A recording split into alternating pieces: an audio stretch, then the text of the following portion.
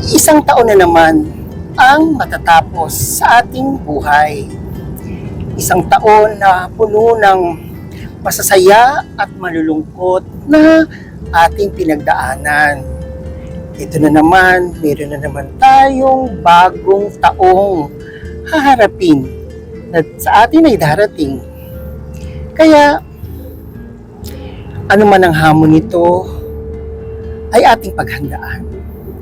Dahil ang nakalipas na taon, marami tayong pinaglaban.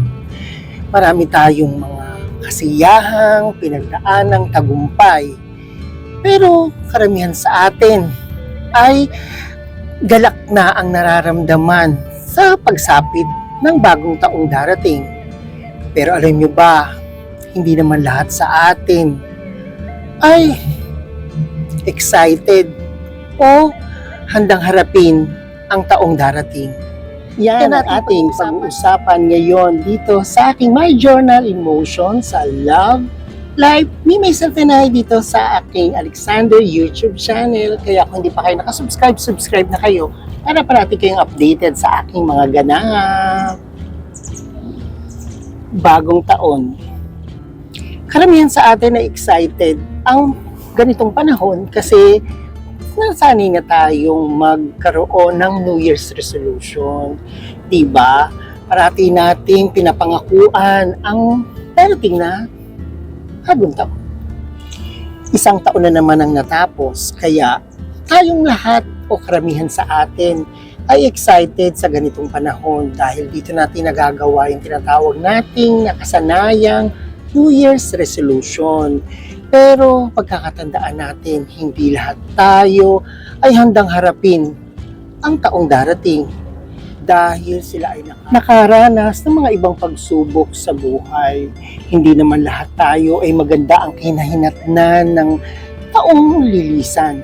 Diba? Lahat tayo ay nagkaroon ng mga pagsubok, ng mga pabibigat na pinagdaanan. Unawaan ko naman yun na hindi natin kayang harapin pa ang taong darating kasi lahat tayo ay sinubok o karamihan sa atin ay sinubok ng nagdaang taon. Nandito yung tayo ay napagod, nandito tayo nasaktan na parang pinagsukluban ng panahon o ng pagkakataon. Pero anuman ang iyong pinagdaanan, go, magpahinga ka lang. Damhin mo lang ang mga sakit dahil dito mo mapapagwagian at mararamdaman na naging matatag ka kahit papaano sa iyong pinagdaanan. Karamihan sa atin sa nagdaang taon, maraming mabibigat na pinagdaanan na masasakit na akala mo hindi mo na kayang lampasan. Pero eto ka ngayon, sasalubungin ng bagong taon nang may pag-asa na maiiba naman ang taong darating. Magpahinga ka lang dahil sadyang ganyan ang ating buhay. Ang mahalaga, sasalubungin natin ang bagong taon na may pag-asa. Alam niyo ba kung paano natin malalabanan ng mga pagsubok na ating pagdaraanan pa sa taong darating?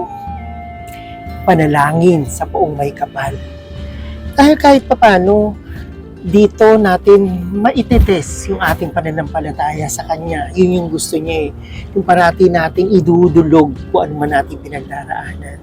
Tandaan, kahit mismo ang ating Panginoong Kristo, nung nandito siya sa mundong ibabaw, sinubok din siya. Diba? Ipinakita niya na siya rin ay minsan ay naghihina, pero tumawag siya sa Ama para ito ay kanyang mapagwagian. Binigyan niya tayo ng sample, kaya ganun din ang gagawin natin.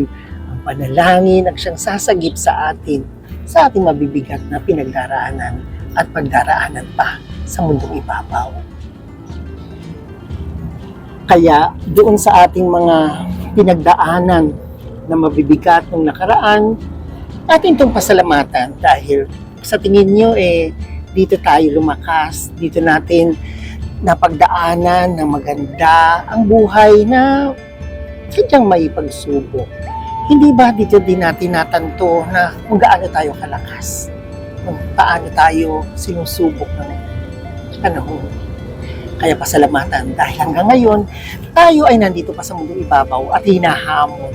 Kasi yun yung ating talagang dapat gawin sa buhay na ito, ang magpakatatag, ang magpakasigasig na labanan kung ano man ang ating pagdaraanan.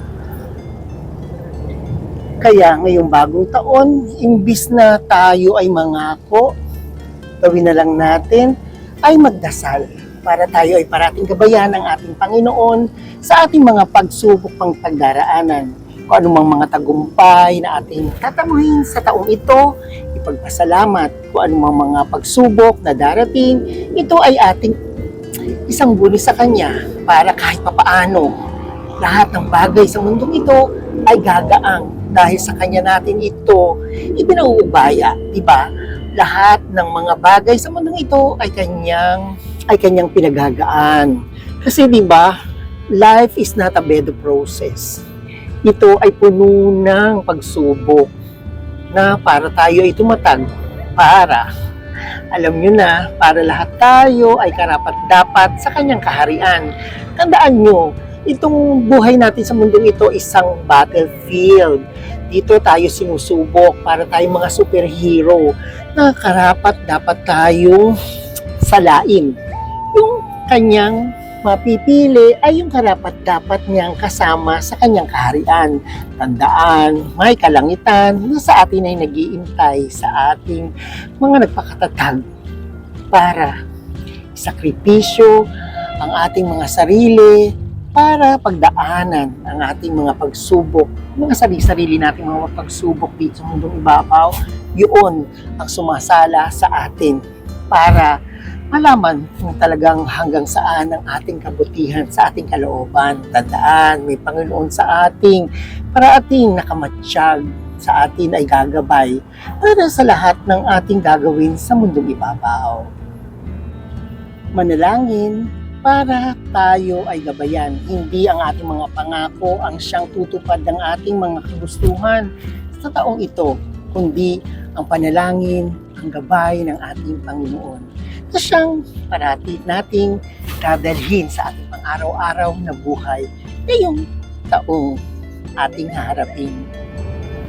Kaya sa lahat ng napagod na mga pagsubok na kanilang pagdaanan, ay pahinga lang. At sa pagpapahinga natin ito, samahan natin ang panalangin para tayo ay lumakas at para karapat-dapat na nating harapin itong bagong taong sa atin ay nag-iintay ng marami pang blessing. Blessing or mga tinatawag nga nating pagsubok, isa pa rin itong dapat nating harapin. Kaya ayan, sa bagong taong ito, parati natin pagkatatagin nating sarili kasi wala namang kasiguraduhan ng mundo o ang buhay natin dito sa ating pang-araw-araw. Kasi tayo nga ay hinahanda na maging matatag sa kaharian ng ating lumikha. O ayan, manigong bagong taon sa ating lahat, diba? Kasi hindi natin nga sigurado kung anong ating harapin. Ang alam lang natin, bagong taong itong naghihintay sa atin. Kaya kung ano man ang ating mga suliranin, problema na ating kakaharapin, idulog ito sa ating Panginoong may kapal na sa atin ay lumalang. O ayan, wala na naman akong yaman na sa inyo maibibigay, pero meron akong kahit papaano na kaunting kaalaman na sa inyo i-share para kahit papaano naman ang buhay-buhay natin dito sa mundong ibabaw ay gumaangga-anggaan. O ayan, thank you for watching and God bless. Please don't forget to subscribe, share, like, and comment to my YouTube channel at manigong bagong taon para sa ating lahat. Masigasig natin idulog ito sa ating poong may kapal. God bless!